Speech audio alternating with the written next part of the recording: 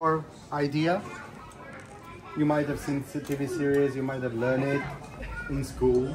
Who is a Viking to you? Norwegian. Norwegian, you think? Okay. I actually can tell you, coming from where the Vikings are coming from, the Vikings are coming from Scandinavians.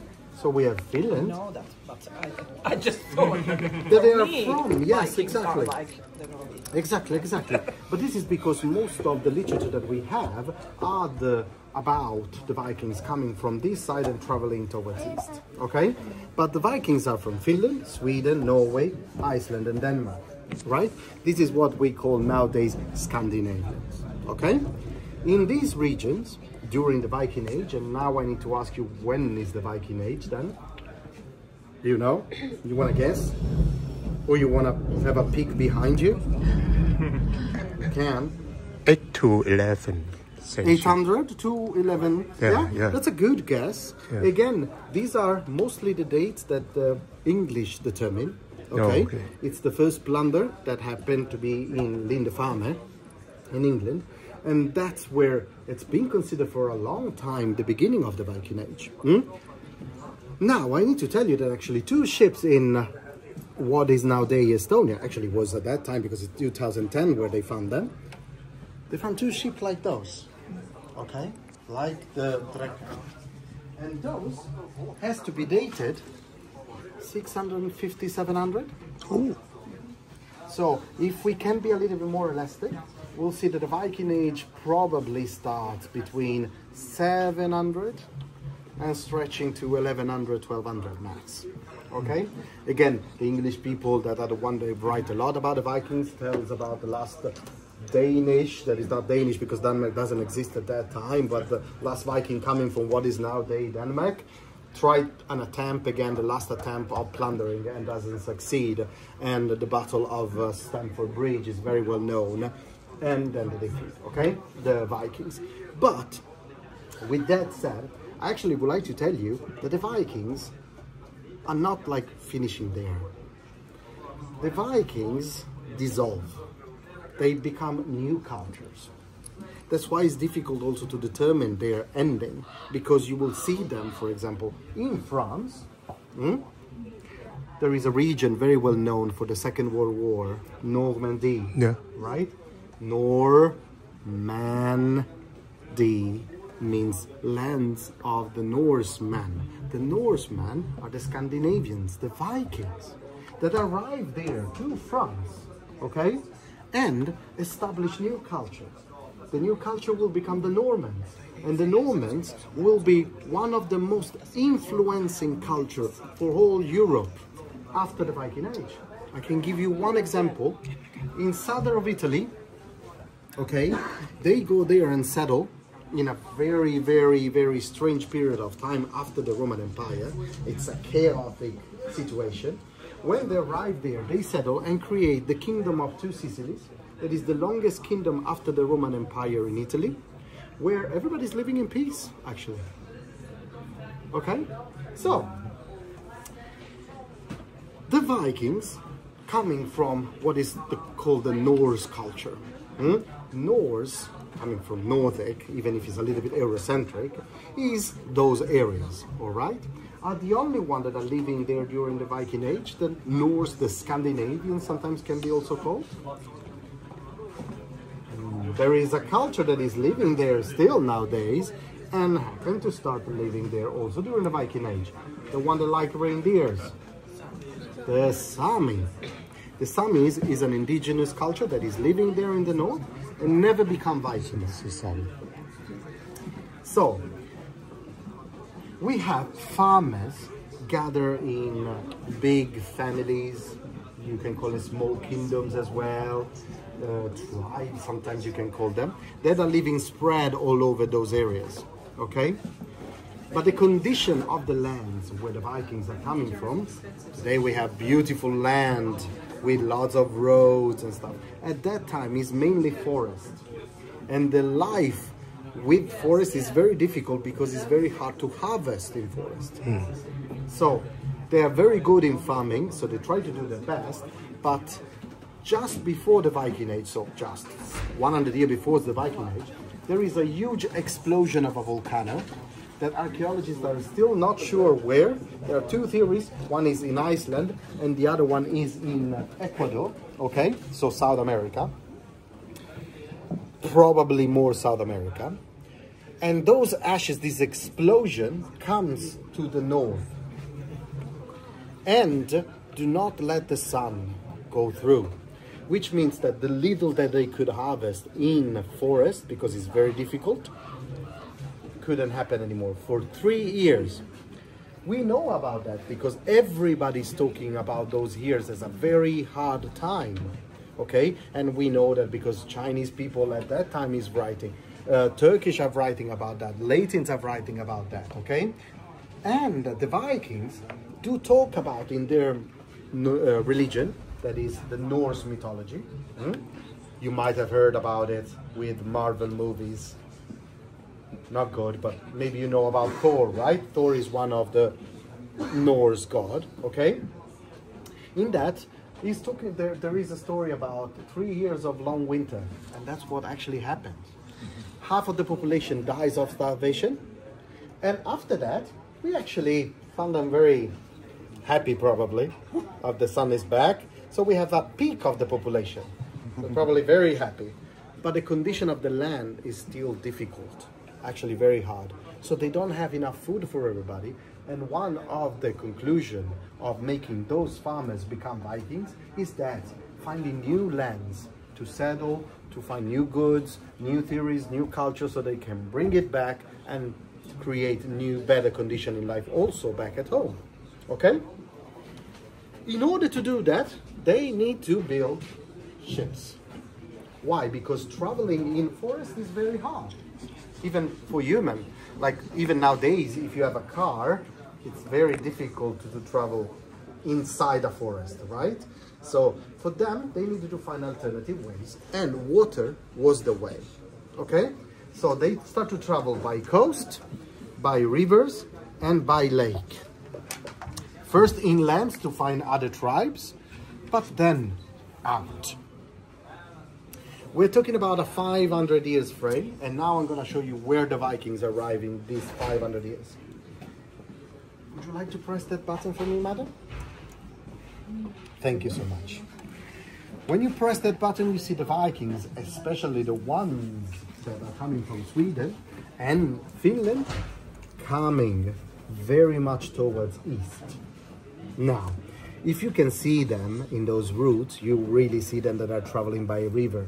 Okay, so that's why I consider the ships the iconic symbol. How do they travel by river? Because river has very uneven level of water, right? That's why I consider that the iconic symbol. Because they're not just the ship that allows them to become Vikings, okay? But they're ship that nobody is able to build at that time.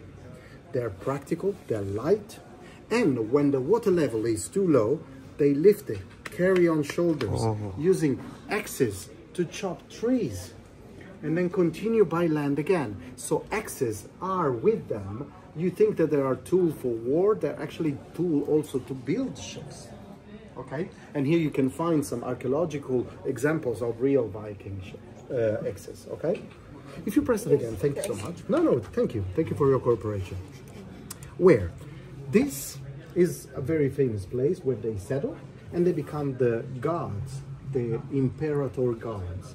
We're talking about what is nowadays Turkey, Constantinople, Istanbul nowadays. Okay, it's a beautiful big marketplace, very well known. It's the second capital also of the Roman Empire, so it's a huge place. And they become the gods of the imperator there. So they're not just plunderers, warriors, as sometimes you think. In those routes, you can see them arriving to Baghdad. And the thing that I wanted to say to you, there is a research project this year between Sweden, Turkey, and China, and they want to find the archaeological proof of the Viking arriving to Western China. And it's probably happening, that's what the literature says, but we don't have the archaeological proof, though, so that's why they started this research project. Traveling towards east again, you find them arriving to what is nowadays Kiev and Russia, okay? Not just there, in Poland and other places, okay? In Ukraine and Russia, that today unfortunately is a very difficult land because of war, it was a difficult land at that time as well. Kiev exists, so Ukraine exists, Russia doesn't during the Viking Age. I can tell you why. Because the family that is coming from Sweden, actually from Stockholm area, Stockholm doesn't exist at the time. We have Sigtuna, we have Birka, but Uppsala we have, but we don't have actually Stockholm.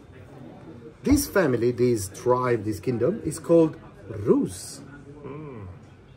And when they arrived there, and I can tell you that the literature says that the Ukrainian people, what is now the Russian people, are longing for the Viking to arrive, to make peace. They actually make one of the Viking a king to establish peace. When they arrive there, as they're also well known, these blonde Vikings, they want to call themselves as Rus. Rus, in all the languages that are spoken in those areas at that time, have something in common. The Rus means blonde, like a Viking would be. So what happened is that the people that are actually gathering around Kiev start to call themselves as Rus because they want to be the Rus. Rus, and the name Russia starts from there. I know that it's a very complicated matter, especially today, thinking that in Ukraine, the Russians is where they're coming from, so the opposite of what we think now, but that's what happened, okay? And they're starting to spread, and then we'll see the beginning of the name of Russia spreading, okay? So, if you press the button instead, we see the roots of the Vikings towards west. And those are the ones, as you were saying, madam, precisely, the one from Norway especially, and those are very famous. I don't know, how many of you have seen the Vikings TV series? No, you're a little bit, yeah. Good that you didn't look at it too much. There's just 10% of the truth, okay? These Americans always trying to make too much of something that is actually better when it's real. But when they travel towards west, they settle in this coast of Europe, okay? And in those areas, they battle, they plunder, they do also those certain things, okay? Not just that, as you can see, and as you think, they're also very good settlers. In Ireland, for example, they build Dublin. Dublin is a Viking city, okay? Another example is Shepherd Island. In Shepherd Island in Scotland, they arrive there thinking that it's a new land, like in Iceland, where nobody's living there, so they settle. And then just some time, they realize that there is another people, like another culture that is living there. And of course, they fight for the land, thinking that who belongs this one to. But they do some plundering as well here, to bring the goods back in Sweden. How do they do the plundering? With those ships. And those ships are invisible to the English people that are living there at that time. Why? Because an attack by water at that time usually takes 2-3 days. And you see the ship coming and you prepare. But those ships were fast, were small, you don't notice them, and once they land, you have no opportunity to prepare for battle. So they're very good in that. But they're also not attacking castles where there are lots of gods. They're attacking places that are religious places, okay? Churches, abbesses. Why do they attack those places? Those ships are built with a mentality of a farmer, a practical mentality. So if I'm a Viking and I have to decide to plunder, why should I attack a castle with gods and need to fight and probably die? When I can go to an abbey, a church, there is no gods. It's not my religion, so I don't care. And I can take the same amount of goods, the same amount of people, slaves, yes, absolutely. But everybody's taking slaves at that time. So it's not something different from what the other does. In marketplaces like Kiev, Istanbul, Baghdad, that's the thing that you traded the most, free labor, okay?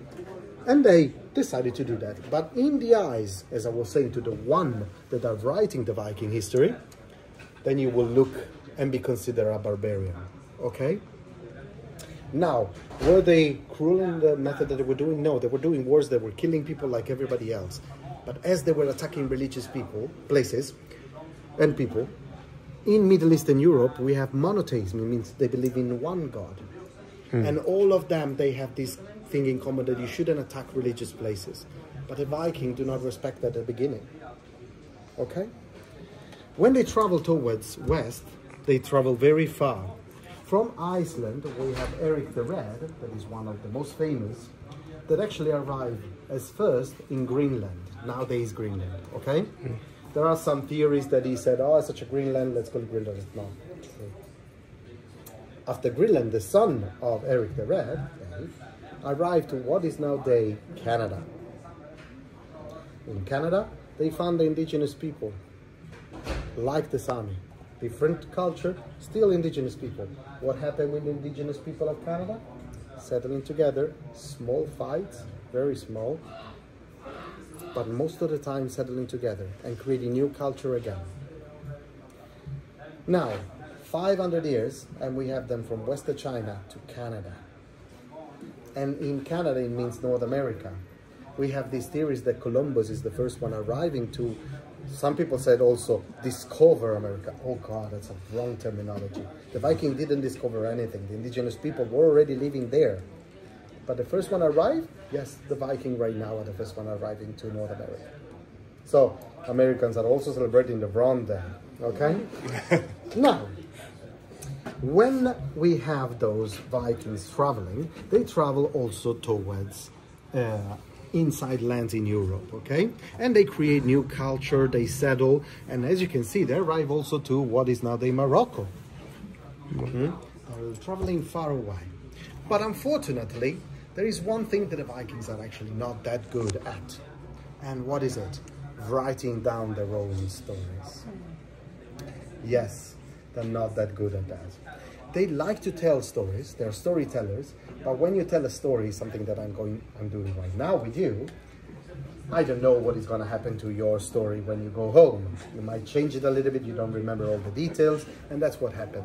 In Iceland, much after the Viking Age, they start to write down those stories, sagas. You can listen to one of that in this museum. The adventure ride is actually a Viking saga, but it's 10%, so very little, okay? They do write things, this is the Norse language, okay, that they use, coming from the Norse culture. And these, you can find in every sign, are the runes. Those are the letters of the Vikings, okay? And they write something. Do you know what? Sorry, I didn't. What do they write? Their names. Where? Stones and wood. Stones, yes. Sometimes on bones, sometimes on small stones, big stones usually, where they tell a story, sometimes about a hero, sometimes just a member of the family. Sometimes they just leave their names there. It's also a way for marking the land, so you'll find that in Europe. And sometimes they're just messages in small stones. For example, in Ireland, we have a woman complaining about a husband that is always drunk and doesn't want to go into work. In rune stones. So certain things doesn't change with time. So, the Vikings write very little, so we need to have the other ones writing the story for them.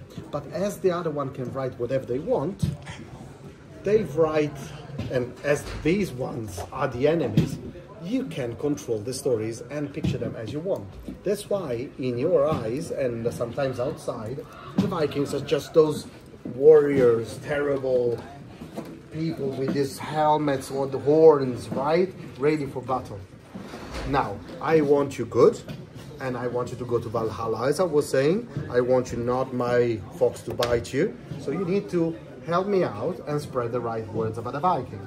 And I will give you some facts now that might surprise you. For example, how tall are you, sir? 185. 185. You're too tall to be a Viking. What about you, madam? 172. 72? That's a good amount. That's the highest of the Viking that we have. Actually, we have two skeletons that might be to 175, but otherwise to 160, probably something like you, to 172. But you might think, okay, maybe the people that are living in those areas are smaller. No, 4 centimeters, that's the difference that they have, still nowadays. Why I can tell you that? First of all, there is a DNA replica in this museum of a Viking. What you're gonna meet means that that person will probably look exactly like that at that time. And it's been proven by archaeological studies, okay, that they have malnutrition. They're vegetarian most of the diets, but the one that they found in forest, okay, so very little. They start to become fisharians when they start to travel. They actually have a good monopoly of the dried fish, but not so much. So they don't have the possibility to grow like maybe the DNA gave, okay? So they're not tall. They're blonde, blue eyes, red head, and that's what they spread also all over the places. That's why you find Italians with blue eyes and red head, like me. Okay. I'm half Italian, actually. I'm a Viking from Italy. And you find them that also are described as dirty barbarians with helmets on the horns on the helmets. Now, dirty. How many times do you take a shower or a bath nowadays? Every day. Every day. There's a little bit too much water wasting, but it's Yes. all right. What about you? Twice a day. Twice a day. That's definitely a little bit too much water. But you maybe take it fast. What about you? Once a day. Once a day. Yeah, but that's the average, okay? That's what we do. How many times do you think a man or a woman is taking a shower or a bath in Europe and Middle East during the Viking Age? Once a year. Once a year, you think? Once in 3 times a life. 3 times a life? once in 3 months. Once a year was the right answer. The Vikings then, and you can read this in this museum as well, they're taking a bath every Saturday for a ritual. They're very good with hygiene. And that's surprising when they meet the other cultures. They're open because they're not just warriors. They're also farmers. They include your religion in theirs because they said, are you Christian? Oh, you know what? I have so many gods. One more the better.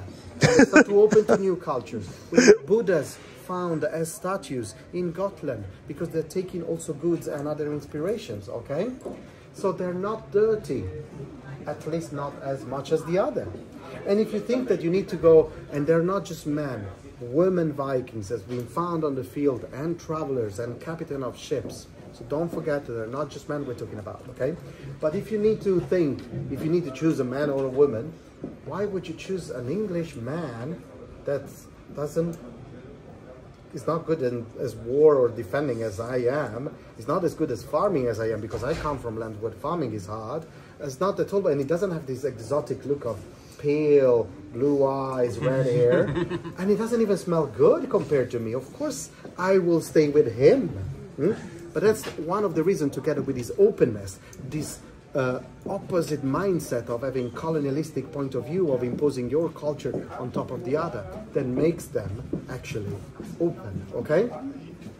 The last thing that this is very important to me and to my little fox, horns on the helmets. You know, right, that there never existed horns on helmets. Ever. Those are replicas of helmets. The very few that have been found, because we're talking about the end of the Iron Age. So iron is very expensive at the time. So what you see here is a real reconstruction of a possible Viking warrior, but a very, very luxury one. Most of them didn't have helmets at all. And we have horns on the helmet, and you can read about this in this museum, because Richard Wagner, a German composer, decided for artistic freedom to put them on helmets in the, for an opera. That's it. Why is it spreading? Well, Richard Wagner is such an amazing composer that everybody follows whatever he does at this time. So, if he put it, of course, that's the truth. Do you have Vikings that prove anything? No, they didn't write anything down. So, of course, that becomes the truth. That you can see still in Denmark, when you have European football match between Denmark and Sweden, you find the supporters with those horns on a helmet. They never existed, ever. So, now, I need to ask you to do me a favor. You need to repeat with me. No horns on the helmets. Why? No horns on the helmet. My heart is better. Why that? Because even if you don't want to know, the Vikings are with you right now. Especially you. Yeah. You're holding Viking heritage right now. Yeah. Do you know Yes. that the phone is a Viking invention? Oh. No, it's not. You see how easy it is to spread a false myth about the Vikings? Also good ones. No, they are not. But in your phone, there is an application that connects all the items, right? Yeah. What is it called? Bluetooth. Bluetooth, right? Yes, Bluetooth is. Bluetooth, when you see it, is a composition of two runes letters, the H and the B. H stands for Harald, and B for Bluetooth, blow thunder. Actually, it was coming from Denmark and tried to unite most of the tribes, and a Swedish company in heritage to the Vikings that created the Bluetooth. Do what you do for a Viking king. You put the two initials and you compose a new letter. So when you're pressing Bluetooth, the Viking activates. And they're following you. Because they want you to. They want you to go to Valhalla, where you can finally use horns for drinking. They want you after you die, right? You go to Valhalla in the Norse mythology and in belief of the Vikings. So when you die, you go to Valhalla. That is the place if you're a good hero, a good warrior, okay? And you drink mead, that is alcohol, for the rest of your life. Infinite mead. That's what I want you to do when you're gonna die. I don't want you just to die and go to, if you don't go to Valhalla, you go to Hell. Helheim. Hel is the custodian of Helheim and is the daughter of one of the, it's a goddess, and it's the daughter of one of the most important gods. The name is Luke. It's the god of transformation. It's the one that creates all the trouble. It happened to be the same name on my fox. So I'm looking for you. I'm alive, even if you don't know. Now, kidding apart, now I'm very happy because you told me that you know now that there are no horns on the helmet and you might learn about something. Please keep reading and learning more about the Vikings. And if you have any questions, I have another guided tour that is starting very soon. I need to check my Viking invention, or now. So I need to leave you, but you can ask any one of us in the museum any other curiosity, okay? Thank you so much for your time, and see you in Valhalla, right? Thank you. Thank you very much. There is no way. So, 这个很有趣。哎，这是楼下那个。是吗？好像不是。 it's a real fox. Yes, Can I touch? yes you can. Yeah. Oh. She might bite. Okay, okay. It depends if you're a good person or a bad person. We eat fox sometimes. That's all right. No, That it's doesn't just matter.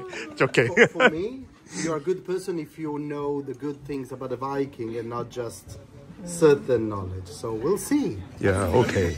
Maybe you will become better after this Viking tour. Right? Yeah. So,